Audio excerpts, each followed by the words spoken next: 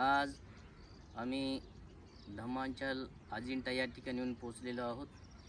अतिशय सुंदर आणि रमणीय हे नजारा अजिंठा लेणीच्या पायथ्याशी या ठिकाणी जवळपास 76 एकर जमीन पूज्य भदंत डॉक्टर उपगुप्तजी महास्तवीर यांच्या उपासकांच्या दानामधून या ठिकाणी विकत घेतलेली आहे आणि इथे दरवर्षी या म्हणजे वर्षावास संपल्याच्या नंतर पौर्णिमेला धम्म परिषदेचं आयोजन केलं जाते। यावर्षी 20वी अखिल भारतीय बौद्ध धम्म परिषद या ठिकाणी संपन्न होत आहे।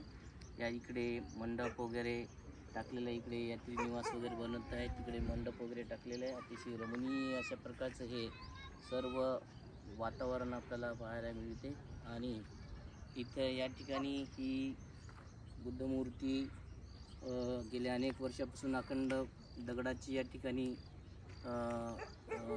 मध्य प्रदेशामधून दगड मागवून अतिशय भारीच्या दगडाची मूर्ती या ठिकाणी बनवलेली आहे। अतिशय रमणीय अशा प्रकारचं ठिकाण हे या ठिकाणी दिसते। ते इकडे डाव्या हाताला हे परदापूर गाव इथं अगदी जवळच आहे लागून, आणि परदापूर गावचे उपासक या परिसरामध्ये नेहमी सातत्याने सेवा करण्यासाठी येत असतात आणि अतिशय सुंदर अशा प्रकारचा हे नजारा देखावा आपल्याला या परिसरामध्ये मिळतो आणि अतिशय अनंताची तरंग असलेली ही भूमी अतिशय प्रसन्न असणारी भूमी आहे। आपणही सर्वजण या भूमीमध्ये आलं पाहिजे आणि अनंताच्या सुंदर अशा त्या तरंगाचा लाभ आपण घेऊन आपल्या अरहत्वाच्या मार्गाला चालण्यासाठी आपला मार्ग मोकळा केला पाहिजे। सर्वांचं मंगल।